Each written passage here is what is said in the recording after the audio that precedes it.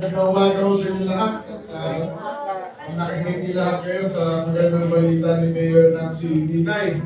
Magandang balita rin mo para sa akin yun dahil ako yung senior Okay, sir. Thank you. since 1972. At next year, magiging senior citizen na rin ako.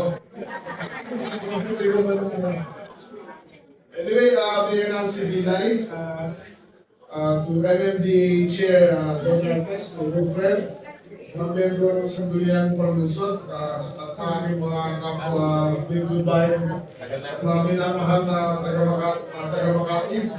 Sa panahon ngayon, hindi lang init ng panahon ang tumataas. Kasama din ng presyo ng langis, kuryente at syempre pagkain.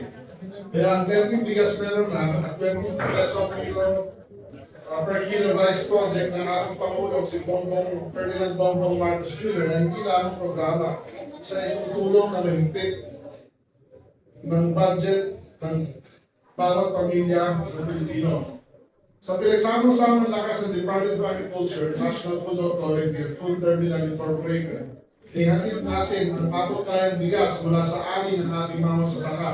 Sa mga nangangailangan, kabilang dito ang senior citizens, PWDs, solo parent, 40s, beneficiaries, mga super, manggagawa, mga guro, magsasaka, di pa po mga pamilya na nahihirapan sa dito nga energy crisis natin. Ngunit higit pa sa murang bigas, ang programa ito ay tahimik na tulong sa ating mga magsasaka.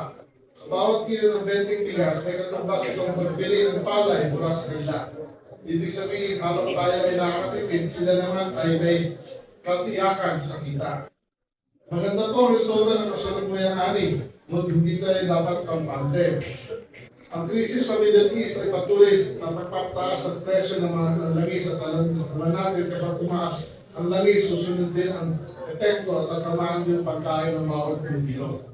Kaya mahalaga ang maayos at ipapatupad ng programa ito. Sa pamamagitan ng PBBM Registry System, masisiguro natin ang tuloy ng tulong ay mapupunta sa tama at ang simple QR code na naging susi na mas maayos ay QR code na rin yung gagamitin once you are registered ay magiging susi para sa mas maayos at patas na distribusyon.